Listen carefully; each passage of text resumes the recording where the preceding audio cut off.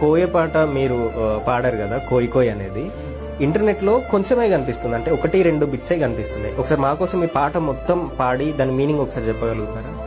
Full song.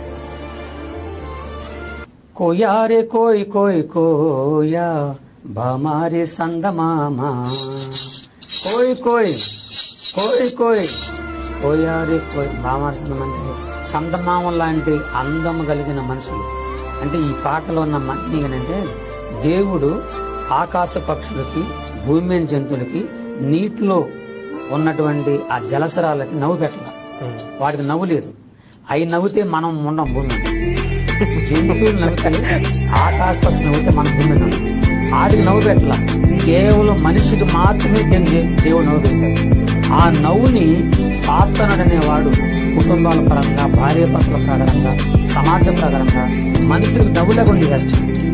నవ్వు లేకుండా దుఃఖంలో ముంచేస్తాడు. అలాంటి దుఃఖంలో నుంచి దేవుడిని చెప్పాడంటే నీ దుఃఖమును సంతోషంగా మారుస్తా నా దగ్గర రమ్మని. పిలిపి 4:4 ప్రకారంగా ప్రభునందు ఆనందించుడి. మరలా చెప్తును ఎప్పుడు ఆనందించు. ఈ రోజున డాక్టర్ మహానుభావులు కూడా కొన్ని చెప్తున్నారు, మీకు రోగాలు రాకుండా ఉండాలంటే నేను నవ్వండి, సంతోషం. ఎవరైతే నవ్వకుండా ఉంటారో వాళ్ళందరికీ షుగరు, బీపీ, హార్ట్ అటాక్, అన్ని రోగాలు వస్తాయని చెప్తారు.